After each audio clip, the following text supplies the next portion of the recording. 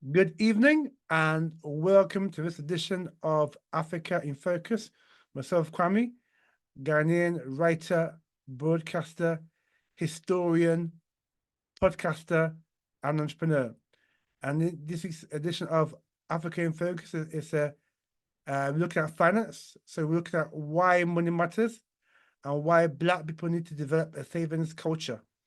So this is the first of two parts for now, where we're looking at financial matters within the global Black or African community. All right, so before we get into the podcast, just to make you know that if you like what you hear, please share it to your friends, family, social media networks. Subscribe to Ghana African Focus on YouTube. Hit the notification bell, and YouTube will notify you every time we upload a new podcast. Again, look out for Ghana Africa in Focus on Spotify. Hit the follow button, and Spotify will notify you every time we upload a new podcast. Okay, and if you want to help us with the show to continue to bring some fantastic content coming from Ghana and from Africa, then you can donate as little as $3 a month. You can do it as a one-off payment, or you can have it in for as long as you like. And the link is on the front to the show, where you can just donate as little as $3 a month. All donations are welcome, and that will help us continue to bring some fantastic content for you. All right, so let's get into this week's podcast, looking about money matters, financial issues, specifically why African people globally must develop a savings culture. Now, we've had the recession, in Ghana and other parts of the world, UK, US. We now have a slowdown in Europe and America, particularly with Trump's tariffs causing a bit of commotion. And obviously, we are still in the realms, in the middle of a global cost of living crisis. So it doesn't matter whether you're in Ghana, in Nigeria, in Canada, the US, UK, France, Australia, the cost of living is high everywhere, particularly since COVID. And so, given this, then, it is important for African people to develop a savings culture, savings habit. Because if we be honest with ourselves, African people are really financial literacy. Yeah. And let me give you just one example of what I mean by this. I was listening to a podcast and they're talking about this woman's earnings, right? And this is a woman that's living in the UK. She's on a not bad salary, which is about £36,000.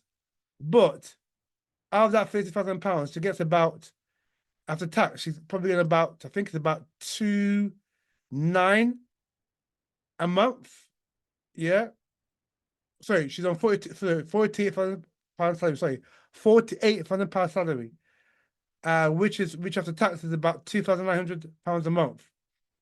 Now, so living in London, and rents in London are crazy. So the rent is taking about a good 30% of that. But the mad thing about this woman is that she's buying a new Mercedes-Benz on car finance, paying a staggering £500 a month. Now, why do you have to be paying £500 a month for a new car when A, you don't own your property, yeah, and B, you don't have to buy a brand new car. You can buy a good used vehicle, paying half that £500 that you're paying for this new car. Because a car, again, this is something that we don't know as Black people, African people, right? The moment you buy a car, it depreciates in value. So if you buy a car, let's say, for example, you buy a car, $10,000. The moment you drive that car, it is no longer worth $10,000, it's worth less than that. So the car depreciates in value. Unless you can use that car as an asset by either using it as doing Uber, a taxi, or a different or another thing that can make that liability an asset. So the car that you bought is liability, but it can become an asset when you use it for things like Uber or delivery or that kind of thing, yeah? But a lot of us as African people, black people, we don't know that. So why spend £500 a month on a brand new car, which is going to depreciate in value, when you can spend £200 a month on buying a decent car? Could be a Peugeot, could be a Citroen, could be a golf car, etc. Yeah. So this is where, as black people, right, we're kind of financially illiterate, and because of that, right, we're not saving enough money for rainy day and for when you may lose your job, because in the UK it is stated that 1 in 3 adults have got no savings. Think about it now. 1 in 3 adults in the UK got no savings at all. So what happens if they lose their job? Hmm? And also, it says that most people in the UK have got less than £5,000 in the bank. So that is staggering. So 1 in 3 people in the UK, adults in the UK, have got no savings. And 2, more than half UK population has got less than £5,000 in the bank. That is staggering. So just imagine you lose your job tomorrow. What's going to happen to you? Hmm?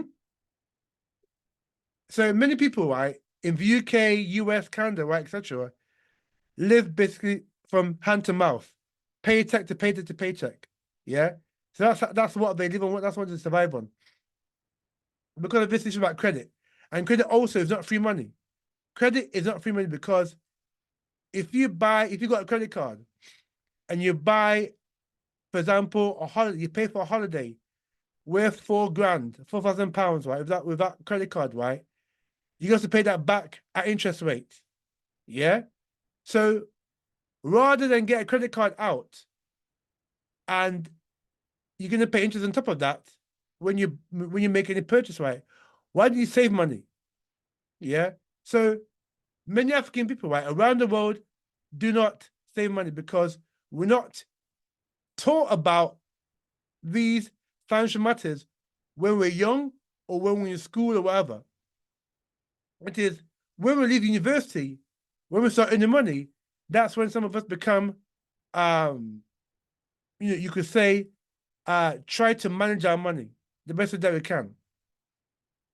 But also, because of the way we spend also, yeah, black people spend a lot of money, particularly on clothes and what have you, yeah, buying fancy cars. A lot of us are not really having any savings, yeah? And so, for me, the whole idea of this podcast is to try and encourage our people to save. So, for example, if you are in the UK and you earn, let's say, for example, £2,000 after tax, minimum, very minimum, you should be putting in savings at least between 10 and 10% of that £2,000 easily, yeah, because obviously you're paying for your rent, you're paying your transport, your food, and that kind of thing. But at least, yeah, despite that, at least you should be saving at least between 10 and 20% of that £2,000. Put it in a bank, yeah, put it in some kind of savings accounts where you're not going to trust that money, yeah. Same way, if you are in America and after tax you earn about $3,000 a month, yeah, you should be putting at least between $200 and $300 a month into a savings account. Yeah, it could be a high interest rate account. It could be a normal savings account where you got interest about 1% or whatever it is right now, or you can go on an online bank which offers more healthy interest rates, sometimes about 4 or 5%. You know, you could make that money work for you rather than just spending the money and let's say things like designer clothes and what have you. Again, if you live in a country like Ghana, where the pay is not too good, even if you earn something like 3,000 cedis a month, 3,000 Ghana cedis a month, you can at least put aside 200 cedis a month, yeah, as some kind of savings or some kind of investment or what have you, or put that money aside for rainy day because you never know what's going to happen in life. Yeah. So we have to, as African people globally, right, we've got to develop a culture of savings. Yeah. Don't spend all your money or your income at once. Yeah. And be strategic in how you spend your money, as well as putting some of your money aside for emergencies. So, for example, like I say, if you lost a job tomorrow, right, at least that some of that, if you've accumulated savings over a 6 month period of time, 9 month period of time, 1 year period of time, right, that money will cushion you if you lose a job today. Yeah. Same way. Also, you may need the money for an emergency. You may have to, um, you know, seek private medical care, which can be expensive, no matter where you are. Yeah, you may need to um, pay for someone's funeral costs. Yeah, a family funeral costs, or you know, you may need to do something out of the extraordinary that will require you to spend a certain amount of money. Yeah, so that's why it's important to put some money aside for a rainy day because you never know what is around the corner. Yeah, and so because emergencies do happen. So this is why, this podcast, we are encouraging you, yeah, doesn't matter what job you do, doesn't matter where you are in the world, doesn't matter how much you earn, to put at least between 10 and 10% of your monthly income into some kind of savings account. So it could be, if you are in the US or Europe, where interest rates are low, you could look at getting a higher yield account.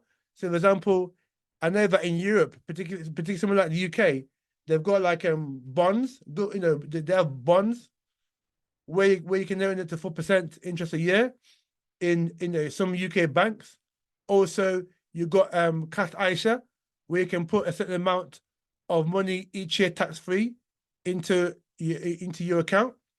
Also, you got things like stocks and shares. You can invest the money in that, or you can just have that money sitting aside for you in like your basic current account, which is offering depending on where you are, maybe 1% or 2% interest at the end of the year. At least that money is sitting down working for you, right?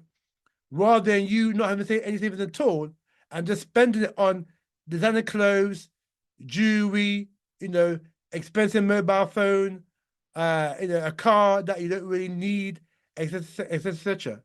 So by having that money there working for you, yeah, that money would be used particularly in emergencies.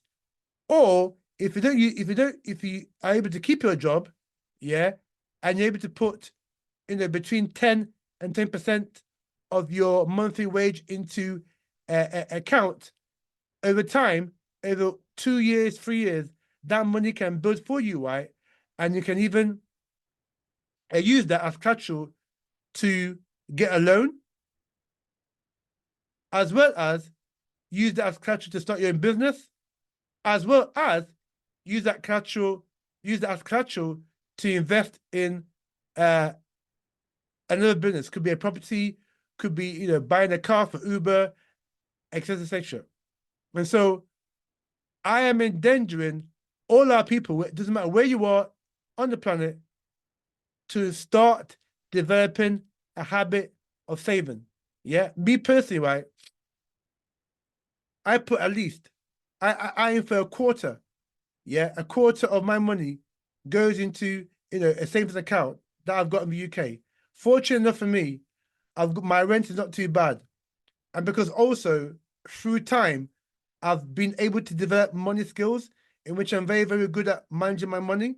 And so, you know, I don't buy designer clothes for one. Yeah.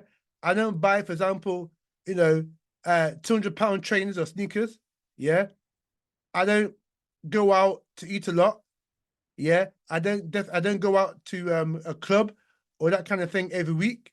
So I'm very careful as to how I spend my money. So I get um you know the essentials out of the way, and this is the way it's useful for you to do what we call an income and expenditure analysis.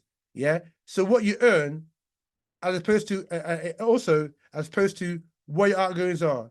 So once you know your outgoings, yeah. So if you do an income and expenditure analysis, you got your income. So I earn, let's say for example, I earn £3,000 a month after tax.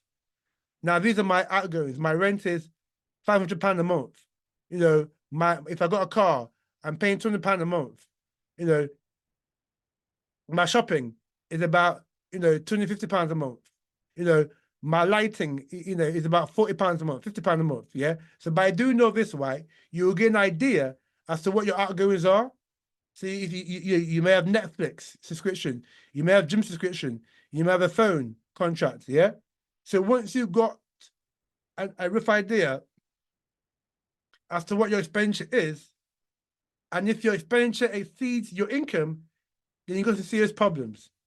However, that isn't enough, because once you are able to identify your expenditure, then you can make a critical analysis of where to cut down your expenditure.